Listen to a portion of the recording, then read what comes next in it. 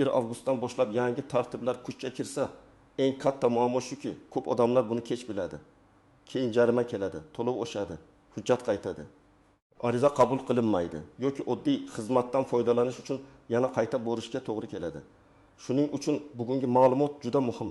Bu faqat tadbirkorlar yoki haydovchilar uchun emas, oddiy fuqarolar, ota-onalar, talabalar, pensionerlar, ishchilar, uy egalariga ham tegishli bo'lishi mumkin. Men bugun sizga 2 avgustdan boshlab o'zgaradigan tartiblarni oddiy tilda tushuntirib beraman. Avval qanday edi, endi nima o'zgaradi, kim ehtiyot bo'lishi kerak? Kimga bu o'zgarishlar bevosita ta'sir qiladi va eng muhimi, hozirdan nima qilish kerak?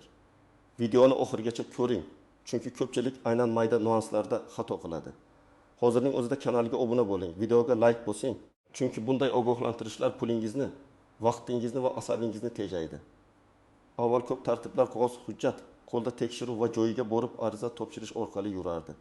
Masalan, odam biror imtiyoz, subsidiya, guvohnoma, ruxsatnoma yoki xizmat uchun ariza bermoqchi bo'lsa, odatda bir nechta idoraga borardi. Kimdir mahalladan ma'lumotnoma olardi, kimdir bankdan ko'chirma chiqarardi, kimdir soliq yoki kadastr ma'lumotlarini alohida olib kelardi.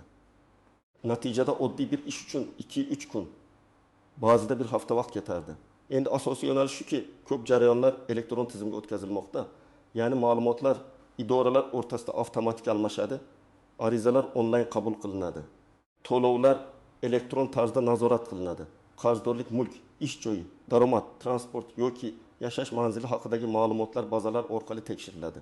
Bir tomondan bu qulay, odam kamroq yuguradi, navbatlar qisqaradi, korrupsiya imkoniyati kamayadi. Ikkinchi tomondan, agar sizning ma'lumotlaringiz bazada noto'g'ri bo'lsa, pasportdagi familiya bilan bankdagi ma'lumot mos kelmasa, telefon raqamingiz eski bo'lsa yoki qarzdorlik yopilmagan bo'lsa, tizim sizni avtomatik ravishda to'xtatib qo'yishi mumkin. Shu sababli 1 avgustdan keyingi eng katta o'zgarish faqat yangi qo'yda chiqdi degani emas. Asosiy o'zgarish shuki, endi ko'p narsa hujjatdagi gap bilan emas, elektron bazadagi holat bilan hal bo'ladi. Siz men to'laganman desangiz ham, tizimda to'lov ko'rinmasa xizmat kechikadi. Siz mening manzilim shu yer desangiz ham, ro'yxatda boshqa manzil tursa, ariza qaytishi mumkin. Siz qarzim yo'q desangiz ham, bazada 15.000 so'm eski penya turgan bo'lsa, ayrim xizmatlarda muammo chiqadi. Birinchi bilishingiz kerak bo'lgan narsa, avgustdan keyin har bir fuqaro o'z hujjatlari va elektron ma'lumotlarini tekshirishi kerak. Bu juda oddiy tuyuladi, lekin amalda eng ko'p muammo aynan shundan chiqadi. Pasport yoki ID karta amal qilish muddati tugagan, yashash manzili yangilanmagan, stir yoki chishir noto'g'ri kiritilgan, bank kartasi boshqa raqamga ulangan, telefon raqami eski egasining nomida qolgan bo'lishi mumkin. Masalan, bir kishi subsidiya uchun ariza beradi. U o'zi o'ylaydi, men oilaliman, daromadim kam, bolalarim bor. Demak, menga yordam berilishi kerak. Lekin tizim tekshiradi. Uning nomida eski avtomobil turibdi. Kadastrda boshqa uy ulush sifatida ko'rinib turibdi. Yoki bank aylanmasida katta summa chiqqan. Natijada ariza rad bo'lishi mumkin. Bu yerda gap odamning haq yoki nohaqligida emas, gap tizimdagi ma'lumot qanday ko'rinayotganida. Ikkinchi katta yo'nalish bu kommunal to'lovlar va hisob-kitoblar. Elektr, gaz, suv, chiqindi yoki issiqlik bo'yicha qarzdorliklar endi ko'proq elektron kuzatiladi. Oldin odam keyingi oy to'layman deb yurishi mumkin edi. Ogohlantirish qog'ozda kelardi yoki umuman kelmasdi. Endi esa qarzdorlik shaxsiy kabinetda, mobil ilovada, bank to'lov tizimida ko'rinadi. Ayrim hollarda xizmat cheklanishi, penya hisoblanishi yoki boshqa xizmatlardan foydalanishda ogohlantirish chiqishi mumkin. Hayotiy misol, sizning elektr hisoblagichingiz bo'yicha 1 iyul holatida 20.000 so'm qarz bor. Siz 21 iyulda 1.000 so'm to'ladingiz, lekin 20.000 so'm qoldi. Keyin 1 avgustdan yangi hisob-kitob davri boshlanadi va yana iste'mol qo'shiladi. Siz esa men to'laganman deb o'ylaysiz. Aslida tizimda eski qoldi ham, yangi iste'mol ham ko'rinadi. Natijada oy oxirida 20.000 so'm emas, masalan, 5.000 so'm qarz chiqadi. Shuning uchun faqat to'lov chekini saqlash emas, to'lovdan keyin balans nolga tushganini ham tekshirish kerak. Uchinchi yo'nalish transport va jarimalar bilan bog'liq. Haydovchilar uchun eng xavfli joy shuki, jarimalar, sug'urta, texnik ko'rik, ishonchnoma va avtomobil egasiga oid ma'lumotlar elektron tizimlarda bir-biriga bog'lanib bormoqda. Oldin kimdir jarima kelganini kech bilardi. Kimdir mashina sotgan bo'lsa ham o'z nomidan chiqarmagan bo'lardi. Endi bunday holatlar katta muammoga aylanishi mumkin. Masalan, siz avtomobilni tanishingizga sotdingiz, lekin rasmiy oldi sotdi qilmadingiz. U mashinada yuradi. Kamera jarimani sizning nomingizga yozadi. Bir oyda 3 ta jarima tutsa, har biri 5-7 ming so'mdan bo'lsa, jami 5 ming so'm bo'ladi. Siz mashinani sotganman deb aytasiz. Lekin hujjatda egasiz bo'lsangiz, javobgarlik ham sizga keladi. 1 avgustdan keyin bunday masalalarda og'zaki kelishuvning qiymati yanada kamayadi. Hamma narsani rasmiylashtirish kerak. 4-yo'nalish bank kartalari. Pul o'tkazmalari va shaxsni tasdiqlash bilan bog'liq. Oddiy odam uchun bu nimani anglatadi? Bank ilovasidagi ma'lumotlar, telefon raqami, kartaga ulangan shaxs, pasport ma'lumoti va daromad manbasi mos bo'lishi kerak. Agar siz kartangizni boshqa odam ishlatish uchun berib qo'ysangiz, keyin tushunarsiz pul aylanmalari bo'lsa, savol sizga keladi. Ayniqsa tadbirkorlik qilayotganlar, onlayn savdo bilan shug'ullanayotganlar, ijaraga uy berayotganlar, xizmat ko'rsatib pul olayotganlar ehtiyot bo'lishi kerak. Masalan, bir ayol uyda pishirib sotadi. Har kuni kartasiga 200 ming, 300 ming, 500 ming so'm tushadi. Oy oxirida aylanma keks million so'm bo'ladi. Agar bu faoliyat doimiy bo'lsa, soliq va tadbirkorlik tartiblarini o'rganish kerak. Chunki tizim bunday tushumlarni ko'radi. Bu hammani tekshiradi degani emas, lekin pul aylanmasi ko'paygan sari savollar ham ko'payadi. Eng to'g'ri yo'l faoliyat turiga qarab o'zini o'zi band qilish, yakka tartibdagi tadbirkorlik yoki boshqa qonuniy shaxsni tanlash. 5-yo'nalish ta'lim, kontrakt, stipendiya va qabul jarayonlari. Avgust oyi odatda abituriyentlar, talabalar va ota-onalar uchun eng muhim davr. Bu paytda to'lov, kontrakt, ijara, yotoqxona, hujjat topshirish, imtiyozlar, ta'lim krediti kabi masalalar dolzarb bo'ladi. Endi ko'p arizalar elektron bo'lgani uchun familiya, pasport, telefon, diplom, attestat, imtiyoz hujjati va to'lov ma'lumotlari bir-biriga mos kelishi shart. Misol uchun abituriyentning pasportida ism Shahzod deb yozilgan, attestatda esa eski xatolik bilan Shohzod turibdi.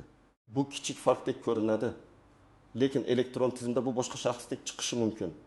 Yoki talaba kontrakt to'lovini amalga oshirdi, lekin to'lov maqsadida shartnoma raqami noto'g'ri yozildi. Pul universitet hisobiga tushgan bo'lishi mumkin, ammo talabaning shaxsiy kabinetida to'lov ko'rinmaydi. Bunday vaziyatda chekni saqlash, bankdan tasdiq olish va ta'lim muassasasining buxgalteriyasiga murojaat qilish kerak. Birinchi navbatda hujjatida xatolik bor odamlar ehtiyot bo'lishi kerak. Ism, familiya, tug'ilgan sana, pasport raqami, jeshir, yashash manzili yoki telefon raqamida nomuvofiqlik bo'lsa, buni hozir tuzatish kerak. Chunki yangi tartiblarda keyin to'g'rilayman degan yondashuv vaqt yo'qotadi. Ikkinchi navbatda qarzdorlik borlar ehtiyot bo'lish kerak. Bu faqat katta qarz emas. Ba'zida 10 ming yoki 3 ming so'm bo'ldi ham tizimda qarz bo'lib turadi. Kommunal to'lov, jarima, soliq, kredit, aliment, ijro hujjati yoki boshqa majburiyatlar bo'yicha holatni tekshiring. Ayniqsa biror hujjat olmoqchi, mulk rasmiylashtirmoqchi, avtomobil sotmoqchi, chetga chiqmoqchi yoki kredit olmoqchi bo'lsangiz, qarzdorlik oldindan aniqlanishi kerak. 3-navbatda avtomobil egalari xavotir olishi kerak. Mashinani ishonchnoma bilan berganlar, sotib yuborib rasmiylashtirmaganlar, texnik ko'rik yoki sug'urta muddati tugaganlar, jarimalarni tekshirmaganlar 1 avgustdan keyin noqulay vaziyatga tushib qolishi mumkin. Avtomobil bo'yicha barcha ma'lumotlarni bir marta to'liq tekshirish kerak. 4-navbatda doimiy karta aylanmasi bor fuqarolar ehtiyot bo'lishi kerak. Bu onlayn savdogar, ustalar, repetitorlar, ijaraga uy beruvchilar, yetkazib berish xizmati qiluvchilar, buyurtma asosida tikuvchilik, pishiriq, ta'mirlash, dizayn, tarjima yoki boshqa xizmat ko'rsatuvchilar bo'lishi mumkin.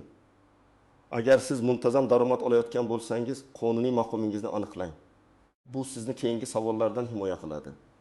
Agar sizning hujjatlaringiz joyida bo'lsa, kommunal va boshqa majburiy to'lovlaringiz vaqtida to'lansa, mashina va uy hujjatlari rasmiy bo'lsa, bank kartangizdan faqat o'zingiz foydalansangiz, siz vahimaga tushishingiz shart emas.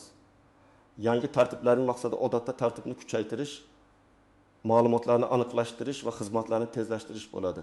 Lekin xotirjam bo'lish uchun ham tekshiruv kerak. Men doim shuni aytaman. Qonunni bilgan odam qo'rqmaydi, hujjatini tekshirgan odam shoshilmaydi. Eng yomon holat bu odamning menda hammasi joyida bo'lsa kerak deb yurishi. Bo'lsa kerak degan gap rasmiy tizimda ishlamaydi. Aniq ko'rish, tekshirish kerak bo'lsa screenshot yoki chek saqlash kerak. Endi eng muhim joyga keldik. Istisnolar va ko'pchilik sezmaydigan nozik nuanslar. Birinchi nuanci, hamma o'zgarishlar ham bir kunda to'liq ishlay boshlamasligi mumkin. Ba'zi tartiblar 1 avgustdan kuchga kiradi, lekin amalda bosqichma-bosqich joriy qilinadi. Masalan, bir hududda tizim darhol ishlaydi, boshqa hududda texnik moslashuv sabab biroz kechikadi. Lekin bu menga tegmaydi degani emas. Rasmiy kuchga kirgan kundan boshlab sizdan yangi talab so'ralishi mumkin. Ikkinchi nuanci, eski hujjatlar ba'zi holatlarda amal qilishi mumkin. Lekin yangi xizmat olganda yangilangan ma'lumot talab qilinadi. Masalan, sizda avval berilgan guvohnoma bor, u hali muddati tugamagan. Oddiy holatda u amal qiladi. Lekin siz yangi ariza bersangiz, ma'lumot o'zgartirsangiz, mulkni rasmiylashtirsangiz yoki imtiyoz so'rasangiz, tizim yangilangan ma'lumotni talab qilishi mumkin. Shuning uchun menda eski qog'oz bor degan gap har doim ham yetarli emas. Uchinchi nuanci, qarzdorlikni to'lash bilan masala darhol yopilmasligi mumkin. Masalan, siz jarimani bugun to'ladingiz. Bankdan pul chiqdi. Lekin tizimda bu to'lov 1 soat, in kun yoki ayrim holatlarda undan ko'proq vaqtdan keyin ko'rinishi mumkin. Shuning uchun muhim ishni oxirgi kunga qoldirmang. Agar siz 2 avgust kuni ertalab hujjat topshirmoqchi bo'lsangiz, qarzdorlikni 31 iyul kechasi to'lash xavfli. To'lov tizimga tushguncha arizangiz rad bo'lishi mumkin. 4-nuanci, telefon raqami juda muhim. Hozir ko'p xizmatlarda SMS kod, shaxsiy kabinet, bank tasdiqlovi, ariza holati va ogohlantirish telefon raqam orqali keladi. Agar raqam sizning nomingizda bo'lmasa yoki eski raqamga ulangan bo'lsa, siz muhim xabarni olmay qolishingiz mumkin. Misol uchun, arizangizga qo'shimcha hujjat so'raladi.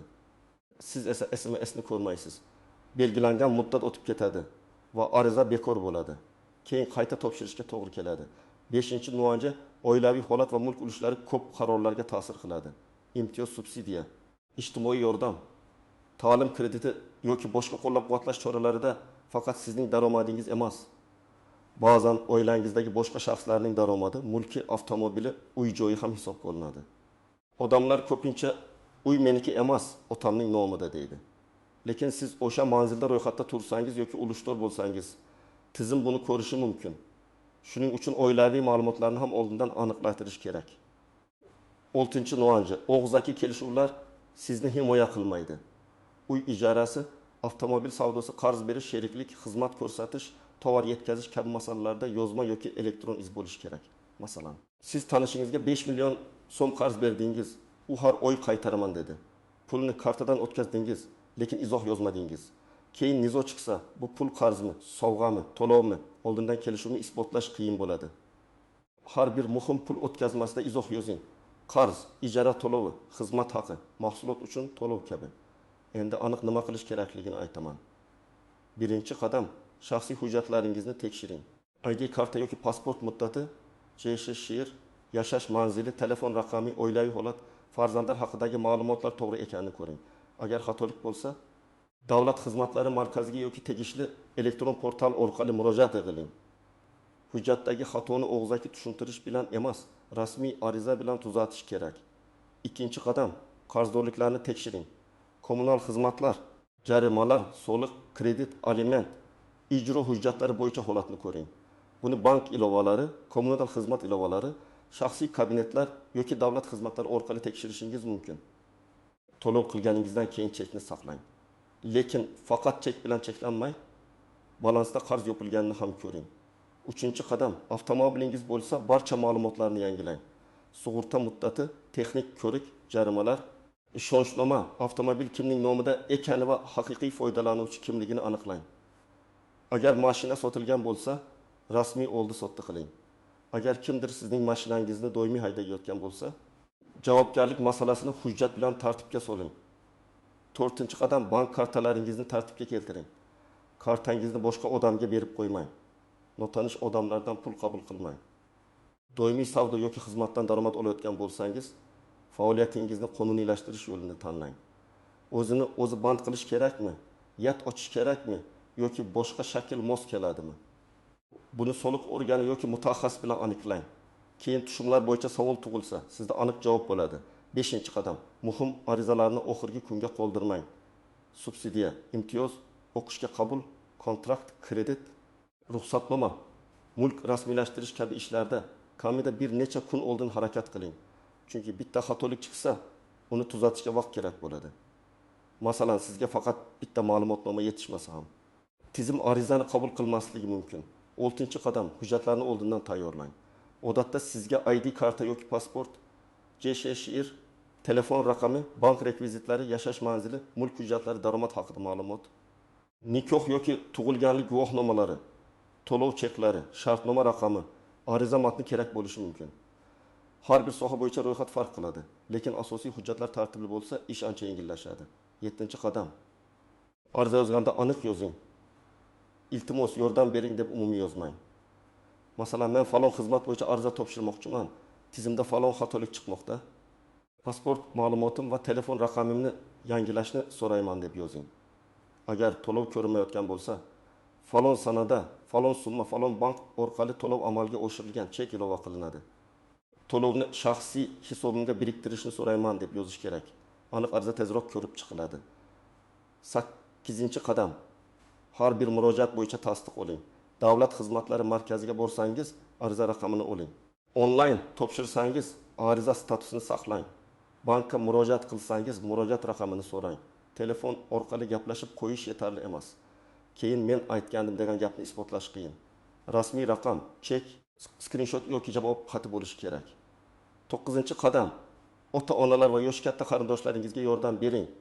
Ko'p pensionerlar, yosh katta insonlar elektron tizimlarni yaxshi tushunmaydi. Ularning telefon raqami eski bo'lishi, bank kartasi boshqa odam qo'lida yurishi, kommunal qarzdorligi yig'ilib qolishi mumkin. Bir marta yoniga o'tirib, hujjatlarni, to'lovlarni, SMS xabarlarni tekshirib bering. Bu juda katta yordam bo'ladi. 10-qadam. Mish-mishlarga ishonmang. Telegramdagi noma'lum kanallar, qo'shnining gapi, tanishning taxmini, eski videolar asosida qaror qabul qilmang. Har bir yangi tartib bo'yicha rasmiy manbani tekshiring. Tegishli vazirlik, davlat xizmatlari, soliq, bank, kommunal tashkilot yoki ta'lim muassasasi e'lonlarini ko'ring. Agar matnda aniq sana, qaror raqami, mas'ul idora va tartib yozilmagan bo'lsa, ehtiyot bo'ling. Demak, 1 avgustdan boshlab eng muhim qoida shuki, hujjat, to'lov, qarzdorlik, bank ma'lumoti, avtomobil, kommunal xizmat va arizalar bo'yicha hamma narsa elektron tizimlarda aniq ko'rinishi kerak. Kimning ma'lumoti to'g'ri, to'lovi joyida, hujjati tartibli bo'lsa, u ortiqcha xavotir qilmaydi. Kim keyin ko'raman deb yurgan bo'lsa, aynan hozir tekshirish kerak. Men sizga vahima qilishni emas, tayyor bo'lishni maslahat beraman. Bugun 20 daqiqa vaqt ajratib hujjatlaringizni, qarzdorliklaringizni, bank kartangizni va telefon raqamingizni tekshirsangiz, ertaga soatlab navbatda turishdan, jarima to'lashdan yoki arizangiz rad bo'lishdan qutulasiz. Eng katta xato bu o'zgarishlarni mensimaslik. Eng to'g'ri yo'l esa har bir narsani oldindan tartibga keltirish. Sizning fikringiz qanday? 1 avgustdan keyingi yangi tartiblar sizga qaysi tomondan ta'sir qilishi mumkin? Kommunal to'lovmi, avtomobilmi, bank kartasimi, ta'limmi yoki hujjatlar masalasimi? Izohlarda yozib qoldiring. Men eng ko'p berilgan savollar bo'yicha alohida tushuntirish tayyorlayman. Videoga like bosing, kanalga obuna bo'ling va yaqinlaringizga ham yuboring. Chunki bu ma'lumot har bir oilaga kerak bo'lishi mumkin.